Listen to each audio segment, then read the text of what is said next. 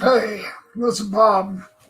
Got my Hope Floats shirt. And that Hope Floats is awesome because the higher the waves get or the challenges, the more the hope floats in our lives.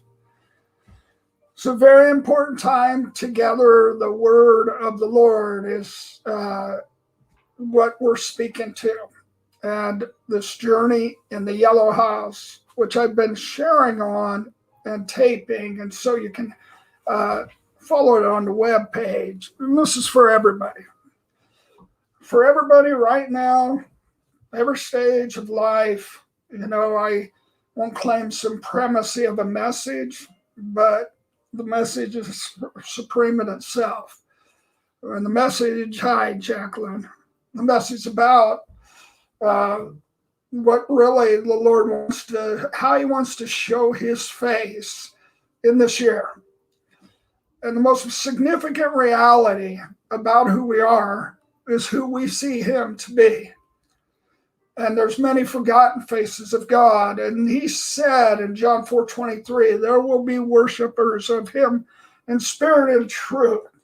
There will be a healed and expanded view of him. Hi, Angie. And so the number one commission to all of us is to know him more, to know him better. He delights in unchanging love to us, and us our unchanging love to him. And every life situation, Jacqueline D., that we have is an invitation into intimacy. Mike, Ann, Susan, everything is to be perceived and seen through the prism of hope, lenses of hope. And hope is this love. It's a matured love. In 1 Corinthians 13:7, as you progress in love, love hopes all things. And so when you progress to a love that hopes all things, you begin to experience what the world is to experience right now. And it's the only thing that will change our world. And it's the comfort of God. So what do you want me to know, Micah? And he says, oh man, in Micah 6:8, to do good and to show mercy and to receive and give the kindness of God. And it is really the reality of the most powerful weapon in the earth with the most joy, the most celebration, is this mercy that goes to every place, to every human being. When we can stand unoffended and we can stand in mercy and not judgment for any human being, we can stand against the enemies, the darkness, but we can't stand against human beings that he's judging. God says, vengeance is mine, I will repay, and we're not even to think that way. I want to share something very significant tonight about the times we're in and about the time you're in. I believe the title of this was I can't see it, but comfort for the world, and the significance of us moving in to the comforting God. Comfort for the world. So I had shared about coming into the comfort room in the first corner of the comfort room. And he had brought me in there after I'd been in this room, the mixing board room, where he's showing me how I was attuned to his heart for the world, how I wasn't. It's what the next political parties to be named, the attunement party that tunes to God and tunes to his heart for others and doesn't attune to their projected pain. It tunes to what he feels about what they feel. It's profound. We're moving into this mature love. We're moving into this wholeness. We're moving into this indomitable hope that cannot be shaken. We're moving into this supremely tender place where our hearts melt before him because we live in this place of comfort. And the earth has been void of his mercy, an extreme wonder of seeing his face as a comforting God that comfort my people. A bruised reed he does not break, a dimly lighted wick he does not blow out. That he, when our brokenness goes after us, in Psalms 34:18, our brokenness, he comforts us and he heals all our infirmities, all our pains, all the way through and through and through. He holds us and he never lets us not be near. I never leave you or forsake you. I'm the passionate pursuer of you. He says in Isaiah 40:11, when you wander off in your pains in the woods and the wild animals are going to try and get you, he says, I put you on my shoulders and I carry you back. I leave the 99. I go after you, that place of deep pain in you, to resolve it and hurt it and heal it. And so that's what the corner number one was, that he took me in.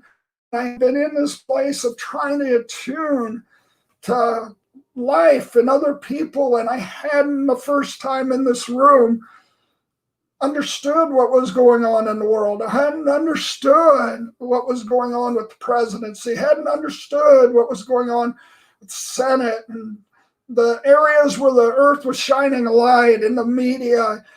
And I was purposing to attune, but I got hurt in the process. Now, I can continue to go on, but what he did in the first corner is I came in like I'm okay. And he was weeping on the rock that we know in Matthew 26, Matthew 28, weeping on the rock. And he weeping on that rock. And in this particular scene, I wanted to get out of there. I couldn't handle his weeping. It was so deep, it was so tender, and his eyes flashed in such kindness for me over and over. And I just looked at him. My face was blank, and he said, I'm so sorry. And I thought, for what? And he said, for what you have gone through. I'm so sorry. I'm so sorry you had to go through that. And I had gone through what everybody had gone through. You had gone through. It's just been a season of COVID and things that I thought I was handling, and just, no, I was. Wisdom can have two sides. You can be handling it and moving forward, but just at my core, I just wanted something better for the earth and the people in the interim. Although I know that hope that things will be redeemed and restored, it's just like John 11. They knew Lazarus was going to rise again. Martha said it, you're the resurrection and life. But he was dead, and he had been dead for 4 days, and they just felt that place in between. And Jesus even wept at that place in between. He wept, and he rose him. He had a sorrow with the hope. There's a beautiful tenderness and depth of compassion and comfort that we can have as a human being. My wife and I weren't able to have a baby for 7 years, and then we were able to, but the first 3 times we miscarried. And the third time we miscarried, it was really tough. We thought we had gotten through the rough part, and I had carried my wife into a hospital area. She was the baby was trying to be expelled out of her body, and her cervix was closed. So extreme pain she was in. I'm carrying her, and she's delirious with pain. She says, put me down. And I put her down in a gurney, and it was in a dusty side of the hospital where they were just building it out. It was just in the middle of being built out. And so it's dust and construction work, and she just couldn't move any farther. And she kept looking into my eyes, and she'd have the extreme pain from the contractions. And then she'd look at me and say, my husband, we're going to have a great family. We're going to have those 4 children that you've seen.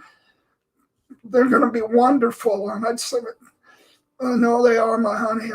And I just was overwhelmed by her focus on him and her trust, but she was in deep pain, but she was in deep trust and confidence.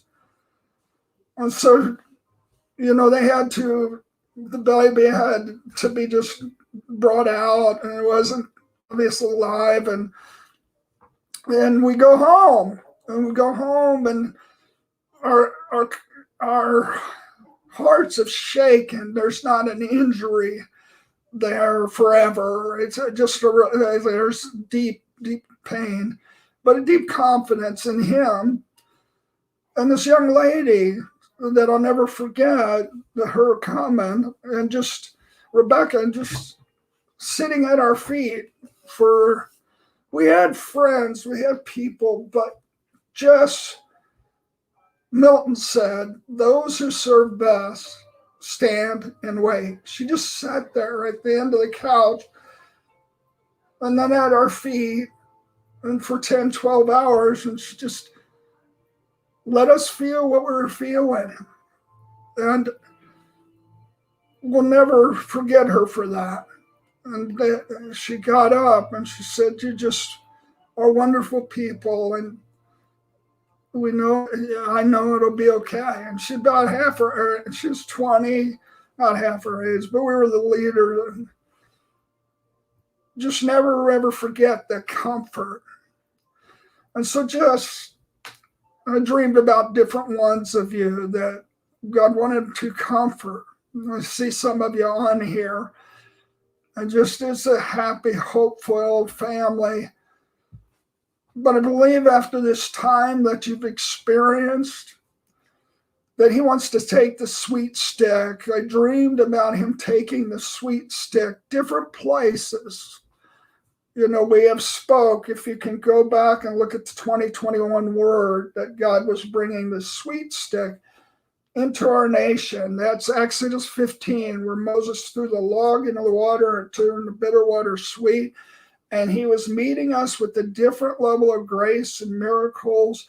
And so I encourage you to hear it, because it tools us up to go into the most bitter situations and bring that which is sweet and change areas, people, nations, cities. And he wants us to trust that his love is greater. And there's a love the earth hasn't seen yet. And there's a depth that we have gone into in this love that hopes all things, with a different level of trust. Over the last 300 years, we have been advancing so much as human beings, and just with our poverty rate going down, our infant mortality rate going down, slavery ended. There's still issues, but was outlawed in all the nations. There's just now a spirit of negation. I was trying to negate all the progress. And I say, is all things perfect? No, but it's usually a spirit of revelation that opens up more understanding versus how evil the people were that were before us. It's God is opening up more revelation, and we got a great door to go into of reformation and restoration and a second Jesus movement with wisdom. But it says in 1 Corinthians 16:7, there's many adversaries that stand at the door.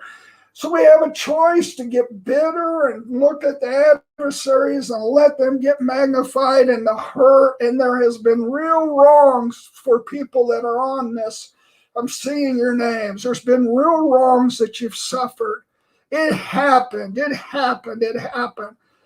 It happened. You can't say it didn't. It happened. You were misunderstood. You were mistreated. You were disrespected. You were devalued. You were also brought into a world in pains that you were never be brought into with low blows. It happened. It happened. It happened. But I tell you, this first corner, when he wept and he looked at me and said, it happened in your life, these challenges. And he said, but give them to me. He said, I died that I might have every one of them. And he just held me and held me and held me. looked at me with such delight. He oiled my feet. He oiled my heart. He told me I was his favorite. He told me that he always passionately pursued me and how jealous he was over me and how upset he was over anything that had touched me. And he just told me, don't leave my umbrella of love and look to those things. All those pains, those challenges are mine. They're not to afflict you. We're never made to be anything but a little child and walking your wagon wheel up your little red wagon up the hill and receiving your inheritance. He said, it's time to become like a child again. He said, listen to my comfort, feel my comfort. He had the angels of his comfort come near. And I've never felt the warmth. I've never felt the mercy, the looking in my eyes deeper, like the guy that sat at our feet. She cared deeper than we knew how to care. We were in shock. And it just brought our hearts into a place of healing. In Zimbabwe, I saw a man lose Gracie, and my town saw that, where they sat with him for, it seemed like days, and just extolled the virtues of Gracie and held him. Didn't put her in the ground and have an hour ceremony that people come and go. No, there was comfort. And so I want to speak to you about the God of the eighth scene, the clay pot. Perhaps I'll get to that and then tell you about just different ones of you that you're being invited into a level of comfort where you can comfort the world. It's an overflow from where you are, and there's nothing that can hurt you anymore. There's nothing that can cause that ripping apart of your heart. There'll be tender wounds, but it'll be a balm that just makes you deeper in love and feel more care and comfort for the people that have treated you that way because they just don't know any better. You're supernatural lovers and ones that are supernaturally loved. You're loved 100 more times than you know. And it's time to give yourself to be good at being good at receiving his love. So I share this with you that in this first corner where God was caring for my pain and I wanted to crawl away, I just was so undone. Well, he said on that rock, I just so sorry for what you had to go through. And said it happened. I just held me and I just tried to fight for a while and then I just wept and it had happened. It had happened. It was nobody's fault necessarily. And then after that, he opened up a scene that many of you have heard about. It is a cataclysmic encounter of my life, one of them. And it was called the God of the Fifth Scene. And he opened this up just in the yellow house probably 6 years ago and kept opening it up to me. And what the God of the Fifth Scene was all about was God had given me a visitation over a few weeks where he had taken me up to a hill and he showed me from the top of the hill redeemed cities and nations. Showed me not 44 nations, but 153. It showed me the first 7 cities that would invite him in completely. Then he showed me faithful France, and then he showed me affectionate Australia. And it was like whole nations were easy to become sheep nations and love him well. And I was undone because of just they walked as though they walked on butter, and the children were seen with such value, and the elderly were the grayheads that were so esteemed. And it was just these distinctives of a redeemed, restored city. And everywhere Jesus was loved. He was not lonely anywhere in the cities. And there was a lot of us up on this hill, 80 of us. And the Lord said, go, my hope reformers, and redeem and restore these cities. Now, I watched him because it was a go, but it was go in my timing, go in my pace. But many ran down to redeem and restore the cities, and there were the woods that they're running down the valley into the city. And out of the woods came these dark men and started putting them under the water, and they were drowning. And I came under the water for some reason I could see, and I saw just what was happening, and I saw different ways that they were being taken out by the enemy. And then I saw some that just saw the enemies, and there were little prisons, and they put themselves in it, and they were in prisons of their own making, doubt and fear. And there was a large enemy that walked through their midst and said, keep them alive. I was still up on the hill. And he said, so they can stir their unbelief to the other believers. And I had realized what the Lord had started shouting, no, that there was more understanding that they had to have just to be able to become kings and queens of hope. Esther had an 18-month beautification process. Bob Jones said to me when I started to prophesy and a lot to individuals, he said, you're awesome with individuals. And he said, you can come in before thousands, then later 10,000s. And he said, but you're not ready for nations. So it was 13 nations that would have me come every year and just share what I felt God was saying for their nation. Well, one of them wrote about me in the newspapers, and I was disinvited for 5 years, which didn't hurt me a lot because I loved them, and I wasn't manipulating their reality. And the man who had done it just was in not a great place. But it got back to my family, got back to my wife, got back to others that wondered what I was doing. And I just started to receive a persecution from home, and I started to feel pain I never experienced. That I just thought, people, you know me better than that. I wouldn't have said that. I wouldn't have done that. And it just was another level with another level of devils. So the God of the fifth scene, let me just, because I'm getting ahead of myself, was the Lord showed me after this. I asked him, well, what's on your heart? What's the way you want us to go? I've always asked him 5 questions. What's on your heart? Who do you want to help? And how do you want to develop them? Where do they first go? And who do they go with? Their marvelous comrade team.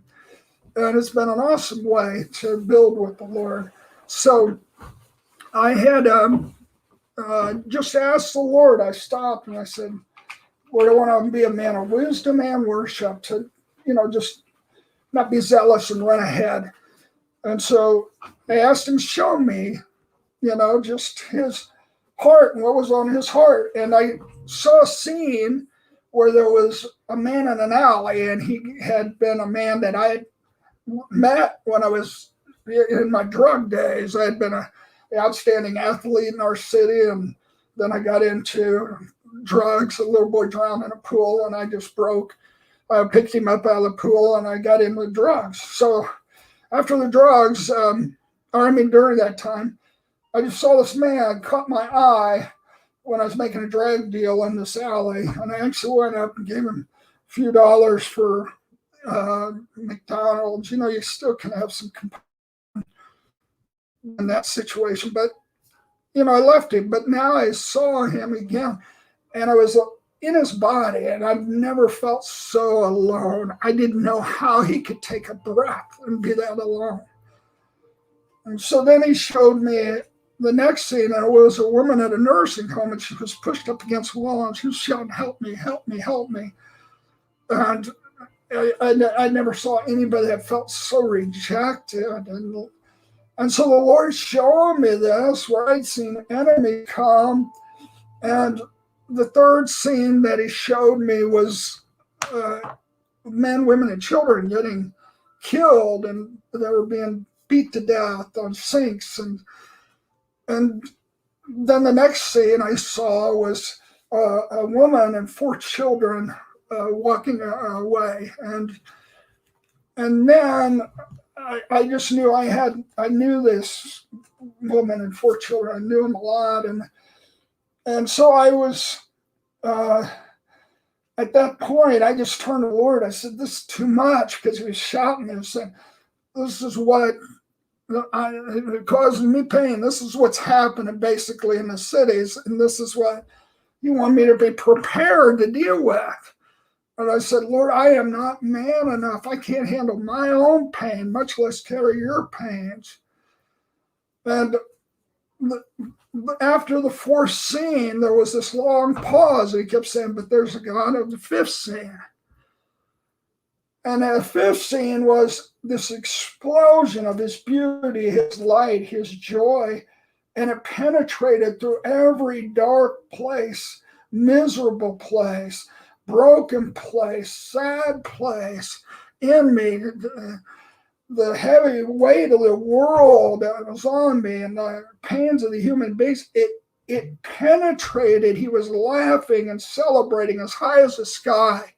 It was Zephaniah 3:16 and 17, where he dances high as the sky and he rejoices over us with singing. And he was rejoicing over me, but the whole earth. And I thought, don't you see these evil situations that are happening? And it seemed insensitive to me. I didn't know it was be empowering, but I said, "Lord, what about evil?" And in this vision as big as the sky, it's real. It was real. Huge, enormous. A little microcosm of darkness comes into the corner, like a little tumbleweed, but smaller, and a huge sunset, or sunrise, and just a little dot. And I said, "Lord, what's that?" And it was obliterator. He said, "That's all the evil of all mankind. That's all the evil, all the pain, all the evil, all the despots, all the evil of all systems, all the despots." And he said, "All the pain of all the ages compared to my great goodness." What are you going to stare at? That or the dot? The dot or oh, magnify me. Psalms 34, a number of other places. "Oh, your soul, have no shame in you. You'll not be afraid, no fear in you, and you'll take the land." That's what it says. Psalms 34, look at it. And so I was just overcome to such an extent that I went back to the alley and I found that man. And the love in me and the confidence in God won. And he got his heart back. It became something very special. And then I went to strip floors. I did it as a business in college with buffers. And I had kind of a flu, and I'm going in at midnight and stinky urine, old nursing home, dark, crummy.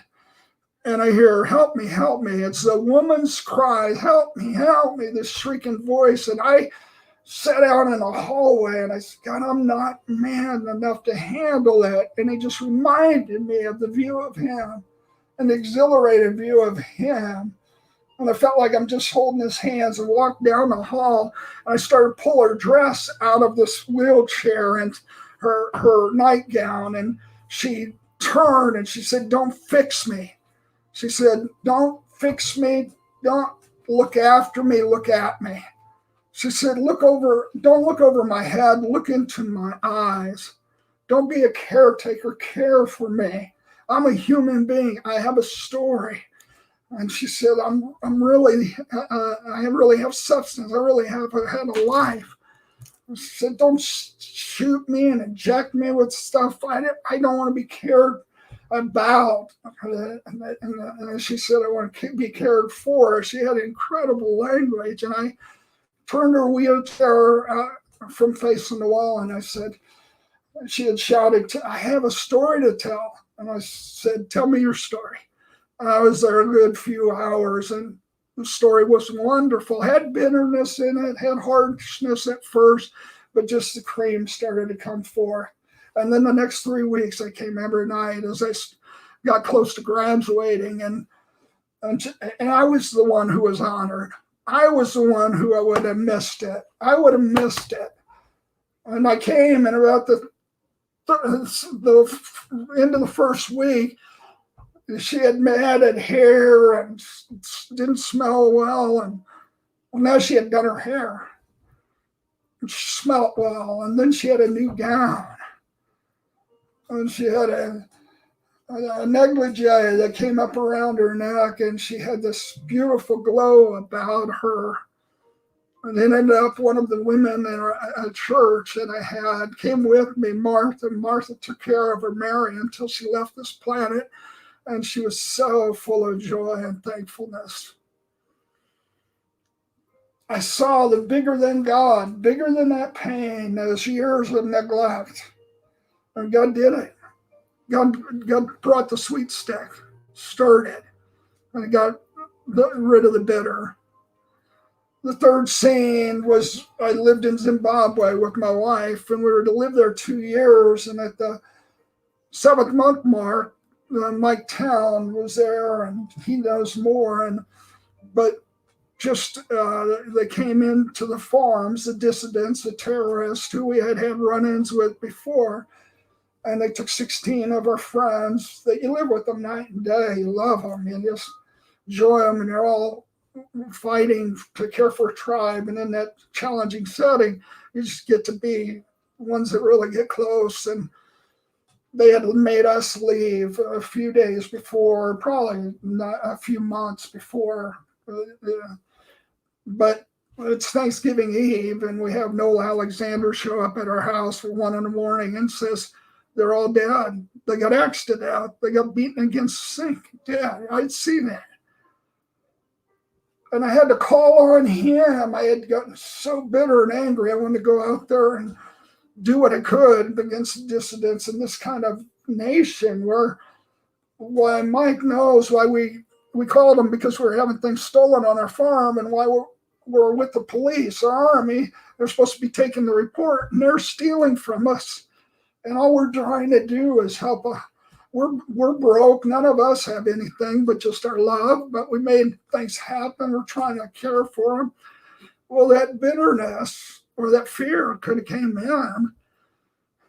But I'd seen the God of the fifth scene.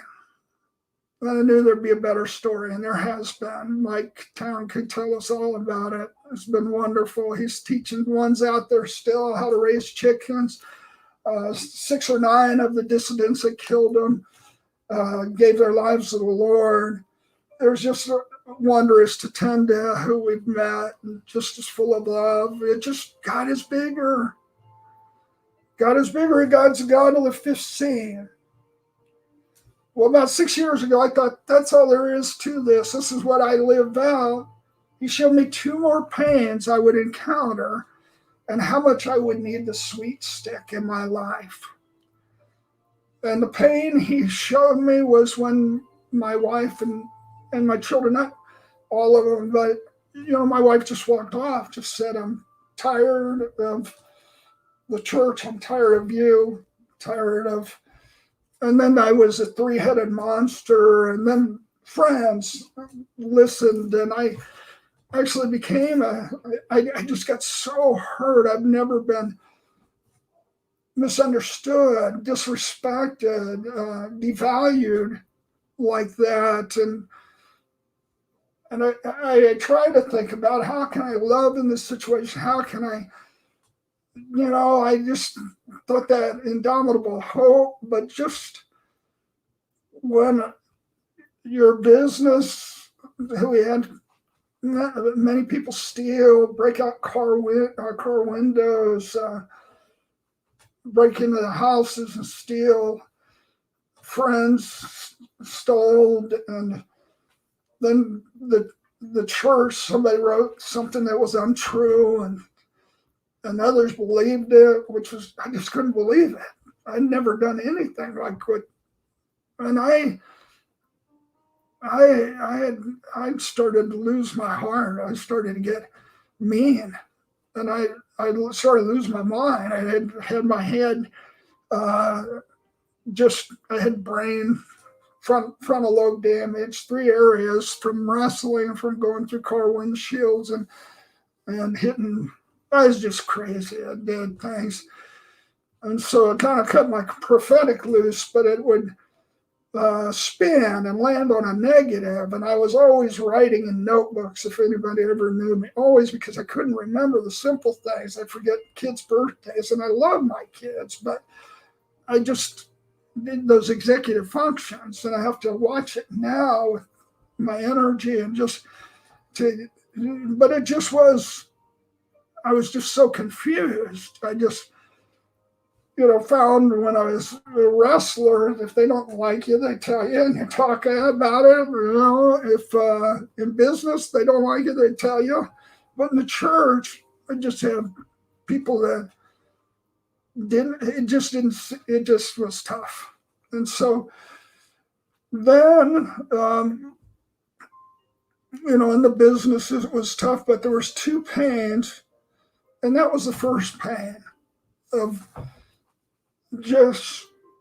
Then I had my heart gave out, and some other, and people looked at me, thought I looked good, but my adrenals went, and I just couldn't stay awake. And I'm making meetings with people, and I'm flaking out because I just had this incredible body pain, and I'd never been that unhealthy, and I almost died 3 times. And I'm trying to tell people, but they don't. People felt like I was rejecting them because I wouldn't respond to their calls, and I didn't have the energy to get into. It took me everything just try and get into health, and keep the business. I was going through an audit from the IRS, but it was just to be, feel like you're hardly the heart, and that you've made mistakes, but the thing that was the greatest pain is I started to wonder about myself. I started to think, am I like this? And that was a place where, just he had to show me himself as the God of the eighth scene. The next scene was the world that I knew was going to move into hope and confident expectation of the goodness of God. And I had seen a lot of movement with nations that I go to, and it was more than just, I love revival or tent revivals, but it was real leaders and places of influence and others running businesses or in schools really inviting him in. And then to see the curtain pulled back and see how much corruption with the social media and things that I knew the social media would be dark for a while, and I knew I wasn't to watch it much, that it was Mars Hill, just trying to go for something new. And I'd get hurt if I watched it too much.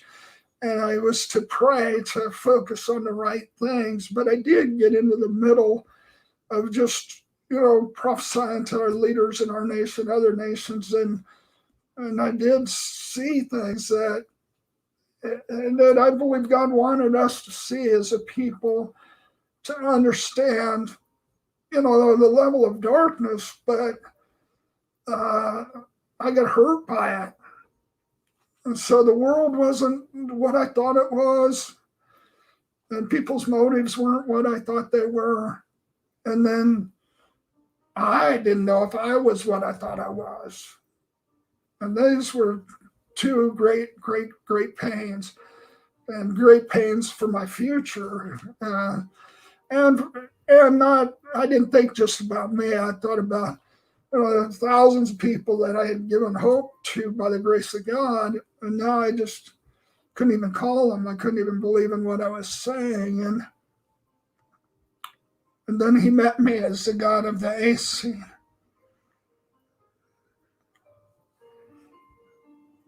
And the God of the fifth scene had met me in the sky. It was a God that's a garden for all, that he just had such beautiful care over all the earth, and he was all powerful, never threatened by a devil or man. The God of the eighth scene was the God who brought the flower for one, that he had me sit on a porch swing, and he oiled the cracks in my feet, and he told me who I was to him. And he told me that I'd ask him about how my wife felt because she was unhappy, and he said, "Oh, it'll be great." And I said, "Well, how long?" He said, 10,000 years. She's a little mad, but it was perfect. Then he showed me the world, and he said a lot of things that said, just wait, just see, just have a love that hopes all things. But he held me for so long, and the God of the eighth scene put his knees up to my knees, put his face up to my face, and I couldn't have a thought but of his love and how he had originally designed me. And I said, did I have to go and fall this far? And he didn't even answer it. He just looked right past it. Just told me how much I meant to him. He took me into a heavenly place, and he introduced me to many that had known his comfort. And I was comforted by them. It's things I will write about. And my invitation to you tonight is that there's no pain that we're to take on. It's all his pain. He showed me how he had died for me. There was a judge, and this judge had this stack of offenses at me and was dealing with the first issue. I thought I was a man without God is a possible anything. I thought I'd become a possible anything. I thought I had been somebody that really wanted to love and serve others and just be full of joy in life and fun and fight for others. And it just seemed like that wasn't right and real. And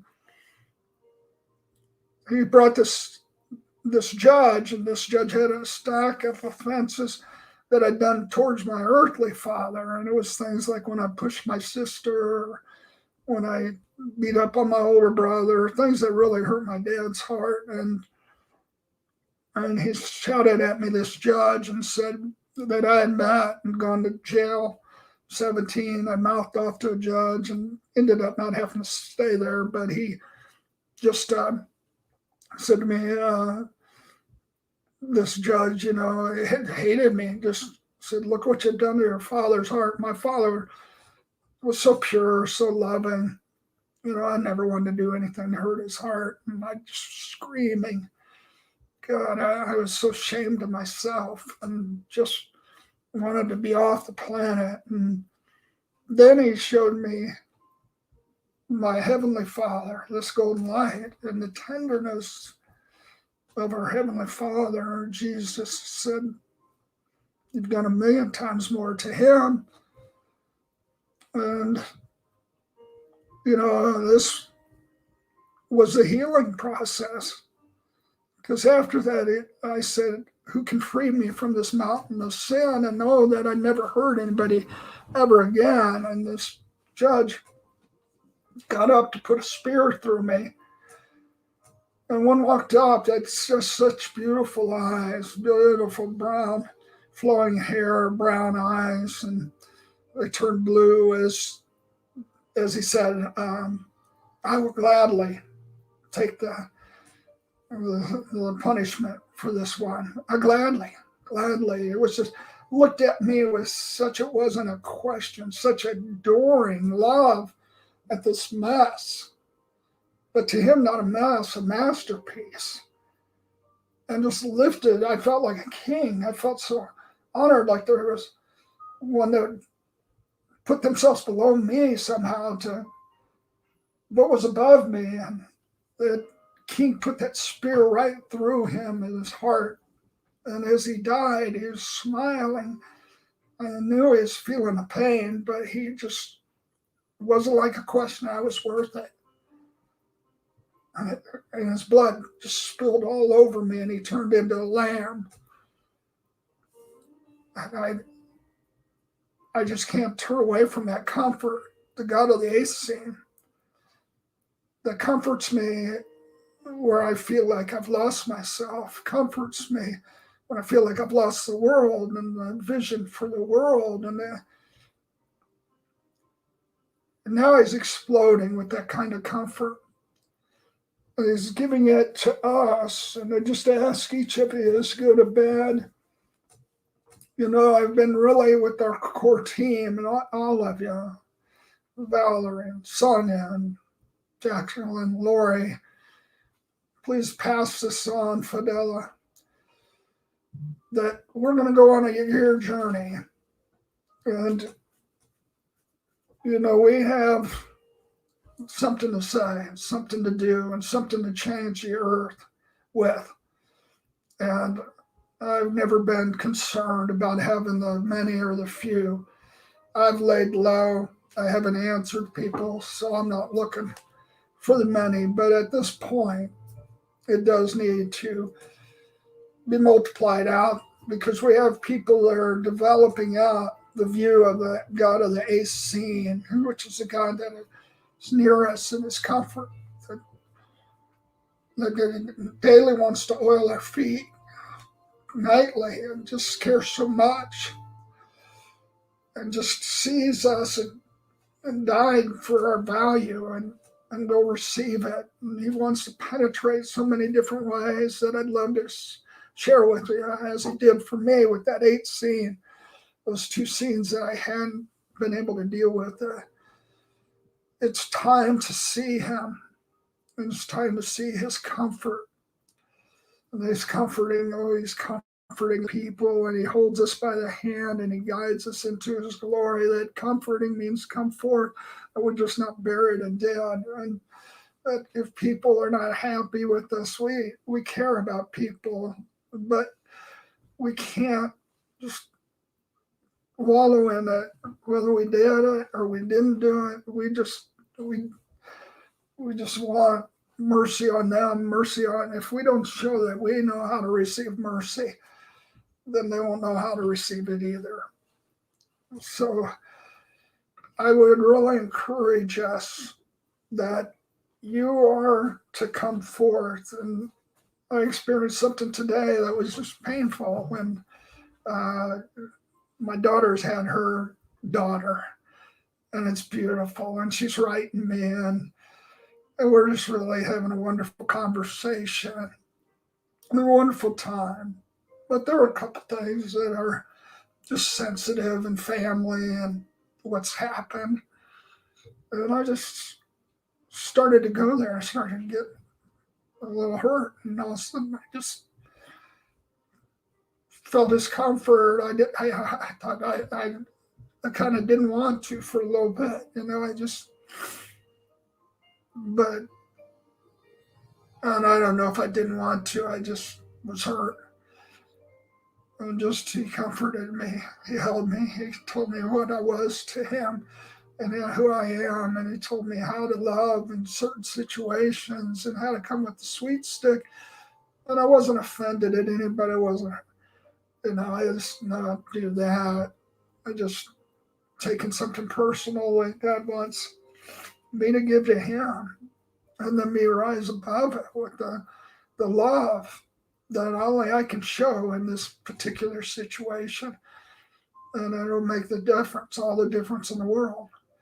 And so I would encourage you that there's ones coming forth this year amongst you that are on this phone call or this video, and I'd love you to share. We're in an algorithm that has kind of made it where people don't know when I'm on. A lot of the people have put.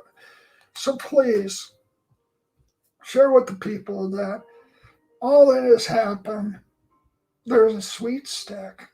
There's a comforting face of God that He wants to bring to them. And what I'd like to do tomorrow night is I'd like to speak prophetically to different ones of you, because I saw a sweet stick and I haven't seen one named Alejandro Morales, but this was one that would help our homeland get the sweet stick.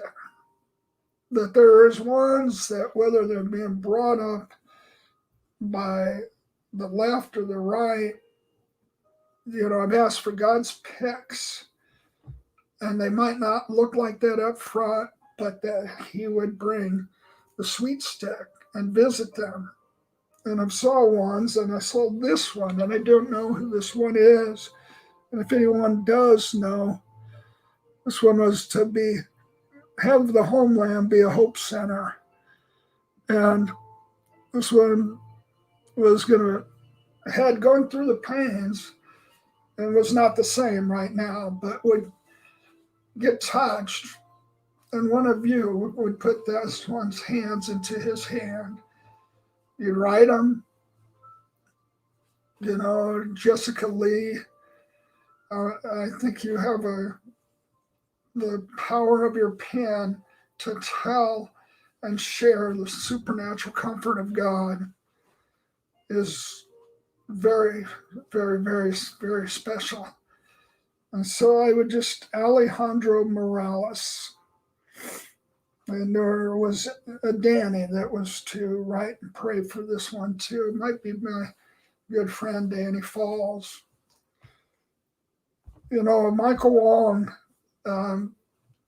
you're a tender man, and you haven't been intimidated by leaders or other people, but you have allowed sometimes yourself to compare. And just the Lord has said, you're your own special man. And that was part of the seeing God with me. He held up a mirror to me, and He showed me who I was in His eyes. And I fell in love with myself. I thought, that guy's pretty cool, And so, Michael, he wants to hold up the mirror to you. But he's going to have a couple others come alongside and tell you who you are in that mirror. One, I don't know how Jessica Lee's husband's doing. I don't know how much longer he has. And the rest of you might not understand what I'm saying here. And just, it's kind of in code to Michael, because he's in Hong Kong. And there's some that are going to lead with the sweet stick to place Solomon's porch. It's going to have a renaissance of sweet love versus everyone judging or critiquing. And Michael, you get that. And this one's to go there and get healed, the one in Jessica Lee's husband. But this one believes in you. And there's another one named David that really believes in you. And I don't feel comfortable saying the last name right now. But Michael, we really believe in you. And so when we have our content meeting times, we need you on there. We're doing more than administrating areas. And you're to build with us. And it's very important. Just the reviews of this time. And I sent to you beforehand. And what we'll do next step is ones of you who are moving into a prophetic spirit that's out of criticism of human beings.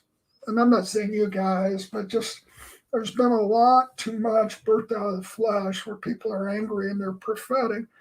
versus they're showing a whole different level of love, like Jesus, who to the Samaritan woman spoke kindness and things, and or the Samaritans, period. They tried to kill him going through their land, and then he had to walk around it. So he used them as the example in the Good Samaritans in the next chapter in Luke. We're going to win them in our substantial love. And Michael, you are love. And you'll touch Tatenda and his wife, Michael. And they have schools out there. We all are part of this. The Hartley schools, my brother and I built, and they're schools of hope. They train Zimbabweans in hope for the future, and they don't even have the word future in their vocabulary, but now they do. And now they've been, a few of them are in Washington, D.C., the young ones that have graduated. And so I believe that there's ones on this chat we'll teach some of them how to be hope kings and queens. There's a preparation this year. I had a dream of the School of Eton, and I said to Bill Johnson, I didn't know where, I thought it was at home, and I said, go to the School of Eton.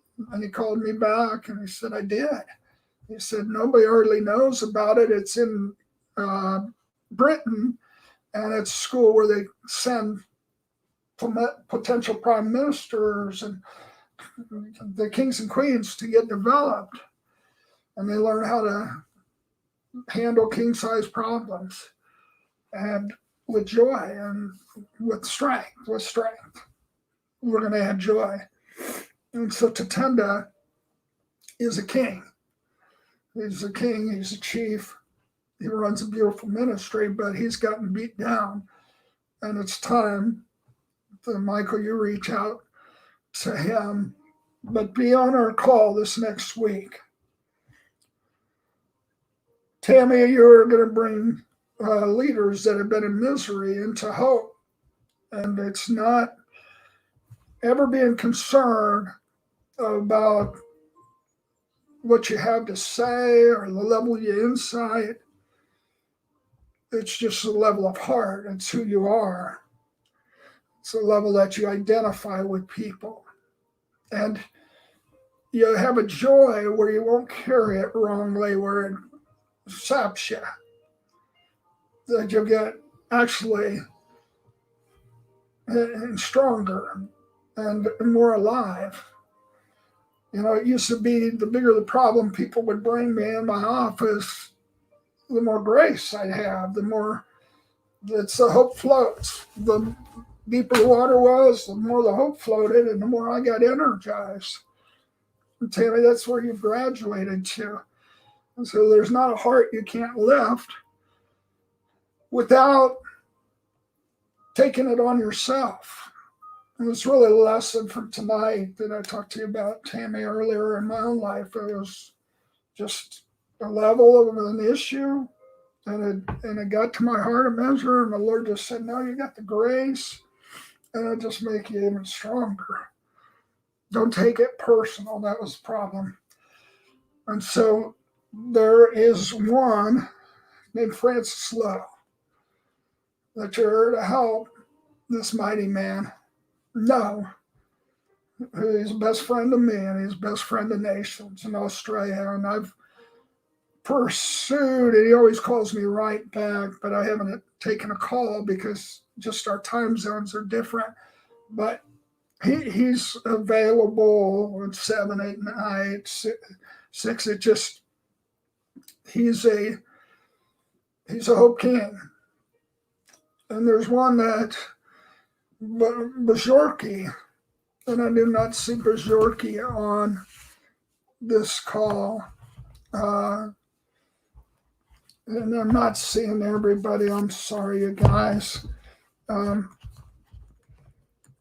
we will be sending out to the people that subscribe some really meaningful things. But has anybody seen Bajorki on this? I can see the last couple of people that have written, but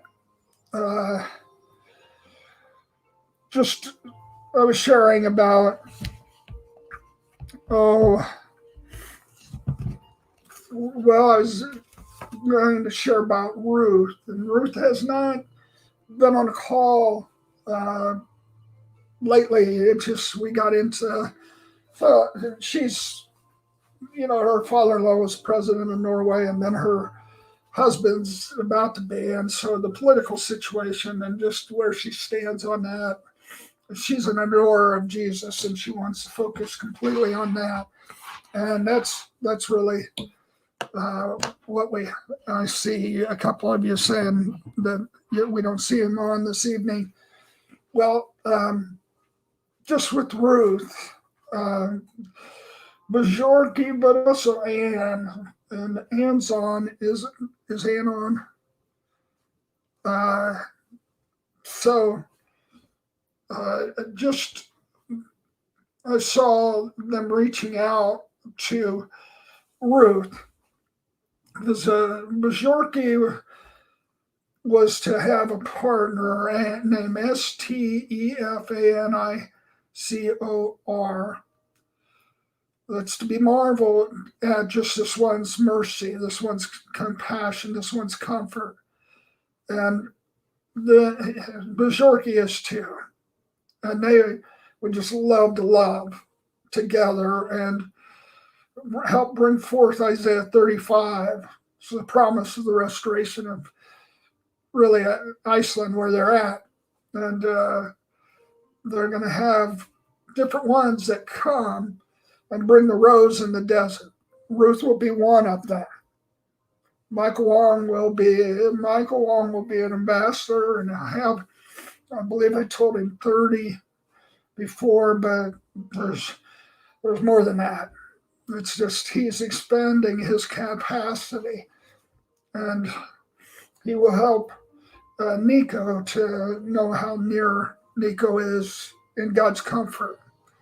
And he'll help different ones that have different ones of you are going to have dreams about different ones, like Terry Johnson, about John Yema, that enemies tried to pour it on.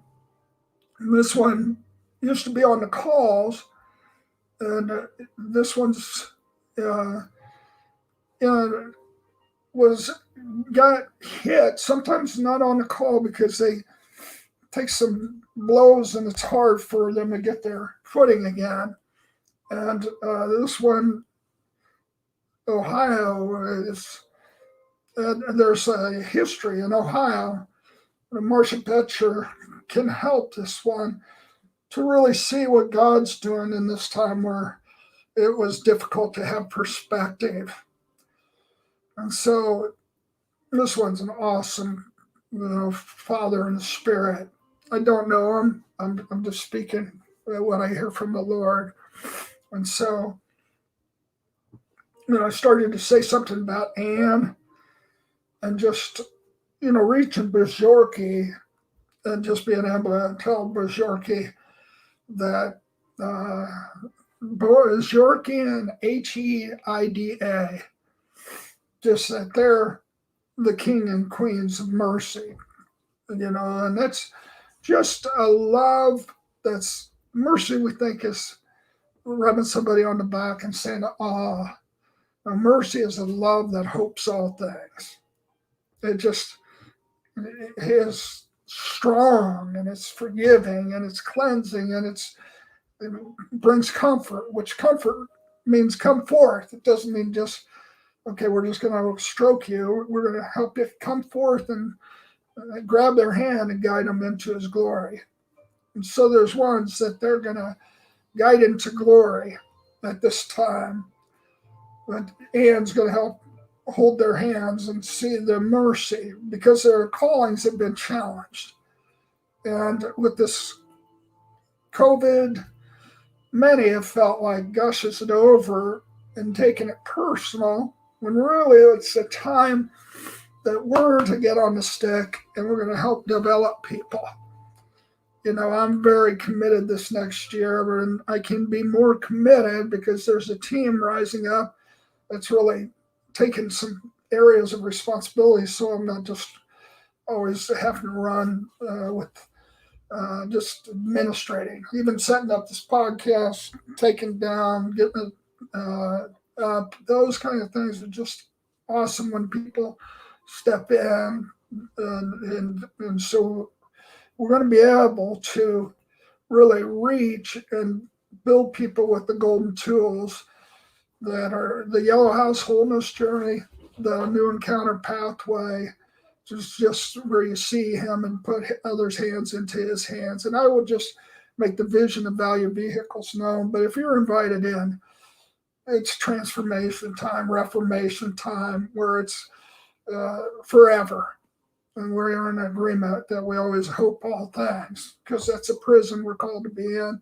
And that will set us into a future that we believe it, and we'll see it. We'll be doing things by decree, and Anne will help lead us do things by decree, because it's just stating what he believes and says. It's Martin Luther saying, I have a dream. Well, he saw something, and then it came to pass. We're going to see things, and they're going to come to pass together. We're going to see things in each other's lives. We're going to have a real touch together in Bakersfield, California. I've had a special time with the key people there in the past. David, who's a friend of ours, Cadell, and Terry Johnson, and Karen Go, the mayor, and Sharon Groves, the senator there. They're all the compassionate mercy ones. And David goes, Tony Kim's, and we will, as a people, have a gathering there, and we'll do it by Zoom, but we'll have the people enter in, and the churches come together in unity, and we're going to give them their sweet stick. We're going to start going places together and crowning cities with a different kind of care and compassion. It's happening here in Kansas City. It's happening in California. I've talked to Bill Johnson and just said, it's time to put up the tents, have compassion just happen, and mercy, and use the sweet stick. People need to be oiled by one another, and maintain your distance. That, there's no reason. I know some of us feel different ways about COVID, but or about wearing masks. But the truth is, it's there's. I just say, like Luke was a physician, be wise, and then understand the beauty of what God can deliver us and protect us with. But, Kua is going to have power this year to bring the sweet stick. Then her husband's going to watch, and he's going to be changed through what he sees. And because she's shown great faith, now she's going to show great compassion. And Akua, if you're on there, you call Aaron. And I know Aaron from Canada. I don't know his phone number. I'm going to tell it to you. I believe that God wants me to give it to you. So I'm going to write down, and 403 401 3135. Tell him that his time has come. He showed compassion. He showed compassion to me when I was in the hospital with my heart, and I was a pain in the neck. I was just so hurt. It was right after my divorce, and I was in a lot of pain. They were trying this new kind of pain drug that didn't really work good enough, and he just cared for me when I was somebody that I would not have cared. He just did it way above and beyond compassion. So I just encourage you. Thank you. As we talk about the God of comfort tonight, and the expression of who he is as a comforter to us, is not only the one that brings the comfort that blankets the earth, the garden for all, and the power, but the personal comfort. And I could only go a certain depth tonight, or I wouldn't come back. I'm just sharing. But Sally Brown is one that I've known in the past that brings the comfort of God. And she tried to look for other successes in her life, just by that, nothing bad, but just getting her education, getting other things in order. The greatest thing that she always had, always will have, she's got the story of the Polar Express. She's the girl that lifted everybody's heart on the Polar Express. She's tender herself. She needs the comfort of God, and He was bringing it. But the comfort's coming through her the rest of her life. She's just going to be filled with how do I bless His heart, and then His blessings will come. But she has so many people to love, and she'll be loved rightly behind there. So is Sally Brown been on there here tonight? I'm seeing Chris Costanza. Oh, Chris, it's Aaron that you know. And was that his phone number, right? If you heard me say the phone number, Chris Costanza is going to help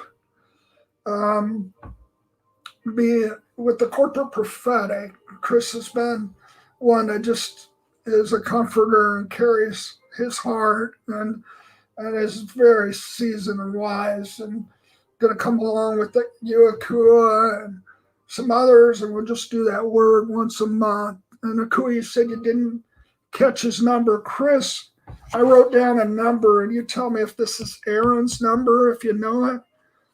I wrote down 403 401 3135, I believe. So that's what I did. So, but, so Chris is saying, Akua, that he might not have the number right now. Chris, you wrote that down. Is that Aaron's number then? You'll check. Okay, good deal. So Bakersfield is a place where we're going to bring the sweet stick, and I'd love to deputize different ones to, reach out to the Terry Johnsons, to John. He was running the school board there and ran a big business there, and then David Cattell, and has David been on? But it's okay. I see Tammy blessing David. That David's going to multiply in his touch in Bakersfield. And it's really, Sally Brown was here. Good. So, Sally, it's time. Oh, I see you, Sally. Yeah, it's time for you to come back to Kansas City. It's a few months away, but we'll have a gathering and a reunion. And Chris will help me do it.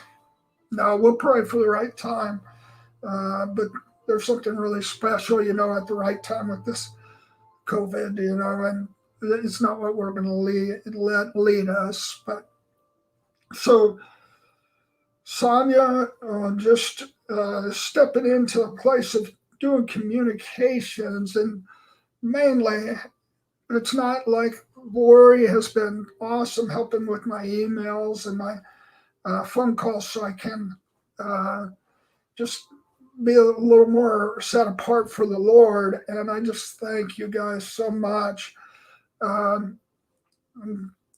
Just Nanette's writing the adoration prayers that we have in the morning, and Linda is, and it's awesome. And you're all invited. I was just saying, Sonia, with the communication, is that she's going to bring the face of God to ones that are going to show up on our calls together, on our times here together for the Hope Church, and it's going to speak the word and wisdom, the word that's necessary to bring comfort and let people be healed. I mean, you'll call them out and you'll tell their situations and how they're healed. And by his hope, you're going to do it for an HAUKU. It's one that's to be married to the universities, Christ in the universities. There's a professor at St. John's that this one knows that will help with you with the Kua, bring mercy to people.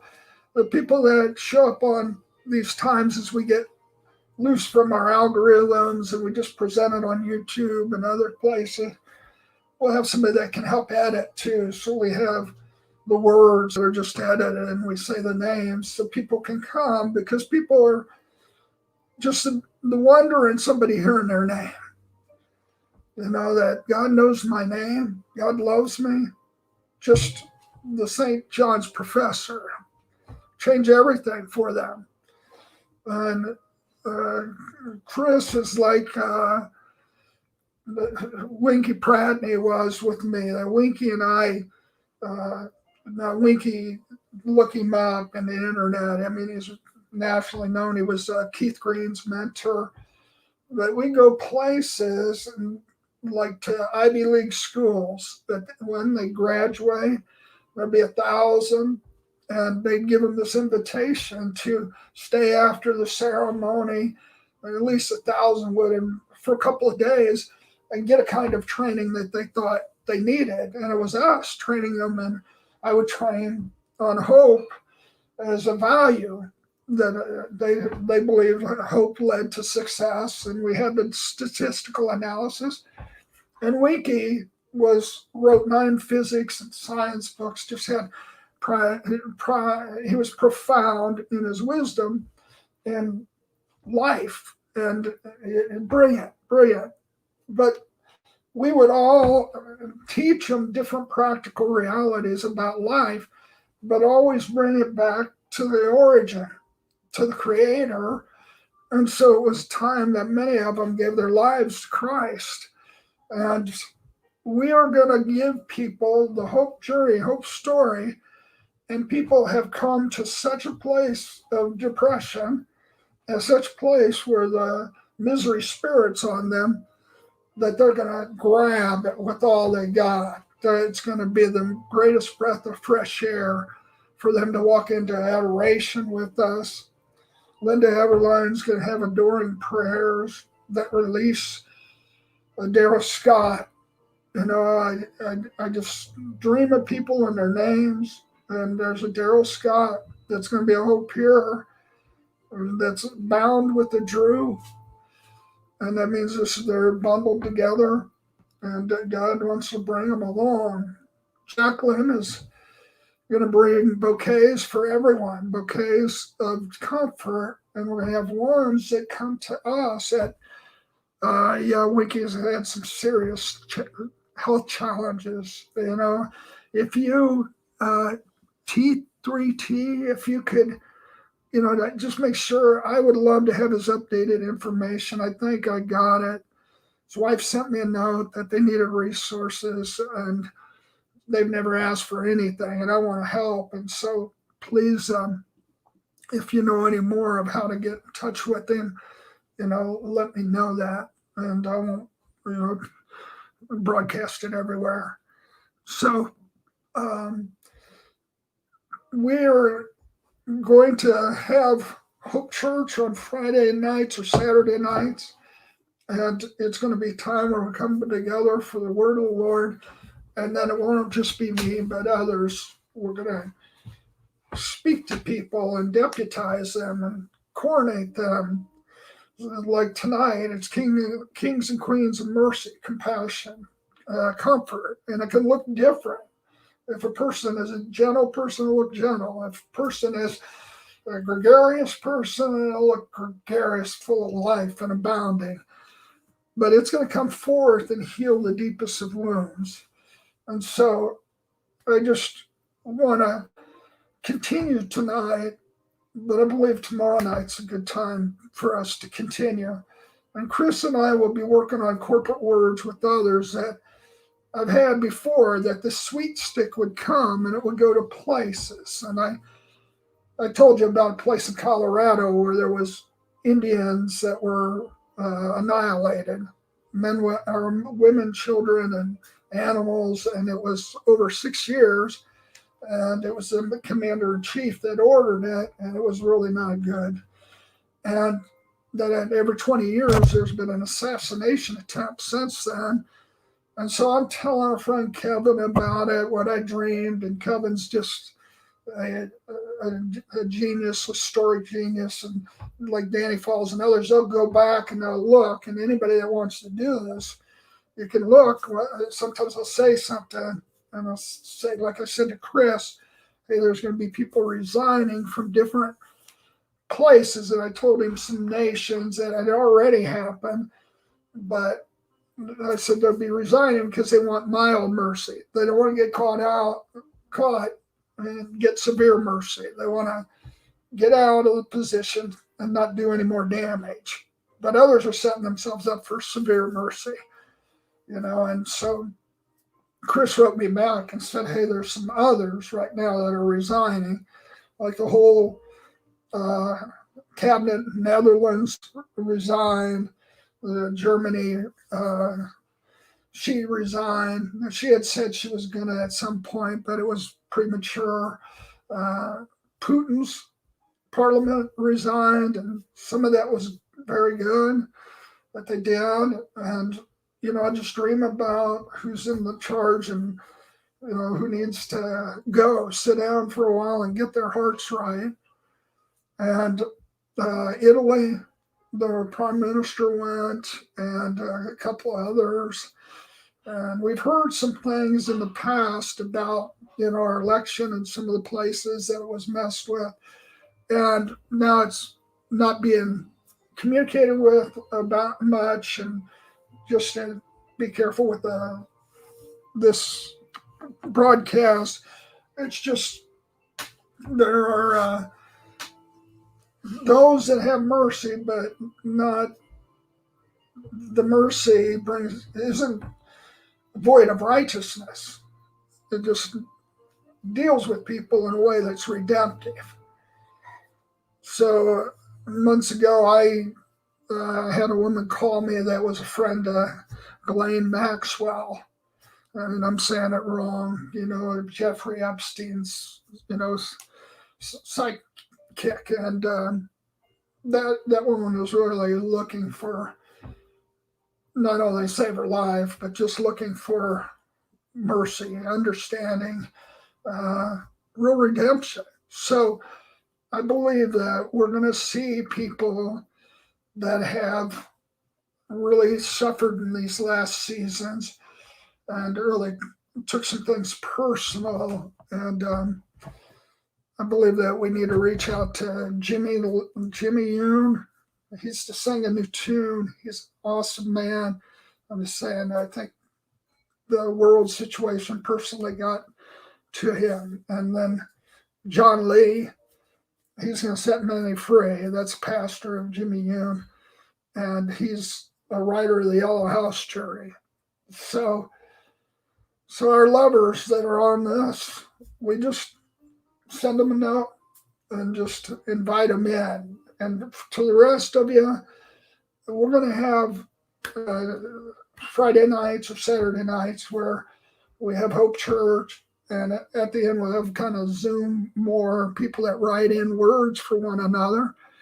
And then we will have times that we're going to have adoration prayer, adoration prayer. And we're going to have individual prophetic time. So we'll just communicate.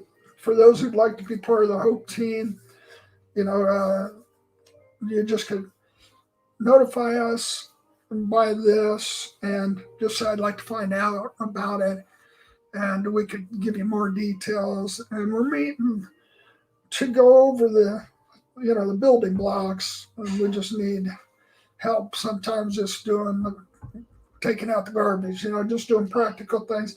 But it's a lot spiritual too, where we're finding the heart of God in certain areas together and for one another. So I love you all. I'm going to just say, go after Scott Parker. That there's a man, and Will. He's offered to be a part and has questions, but there's an artist named Scott Parker. I don't know this, but I just felt to say it, and that his art will make the difference. To show people, there's going to be people that know how to give gifts of mercy that just are symbols, types, that forevermore, or a painting. Like a man, one time I'd lost my first roar after Zimbabwe. Everybody got killed. The vision was dead. And I came back and it says, all the beasts of the field devour it. And then the first roar, and then I roared again, because then it spoke about the second roar, which is from the inside out, that nobody can steal. And when I did it, I was in the prayer room, and I came out to go to my car. It's about 9:30. This man runs across the parking lot, said, Hartley. And I had to get home, so I was kind of pushing my way past him. And he said, I drove 5 hours here to bring you something. And he brought a lion roaring, a second roar, and it was beautiful. He made them after that and charged a few $1,000s for them, because he'd just take a cup and pour it in paint. And the Lord, the first time he did it for me, the Lord told him to do it. And, it just was, he didn't know what he was making. The Lord led him and took his hands. And so Eddie the King is ready to roar and sing again. And so I say people that I believe and Fran is a peacemaker, and we need to reach out to Fran again. And some of these messages are going to be very targeted for them. So I love you all, and thank you for listening to me ramble tonight. And TST, I can't see your note because there's a new comment deal over some of this stuff. So I love you all, and I'll be able to see it once we hang up and stuff. Okay. Thank you so much, you guys. Love you. Jacqueline, I know Winky, we'd always speak at youth conferences, and he'd love the others better and so much more. Kish Johnson, tell us about yourself. Just tell us a little. So, Valerie, I think I saw Valerie on there earlier. Quit going to bed so early. I'm staying up later than you. Bless you guys. I'm kidding. Okay, good night. Oh, I got in this thing. Let me end it right here. Love you.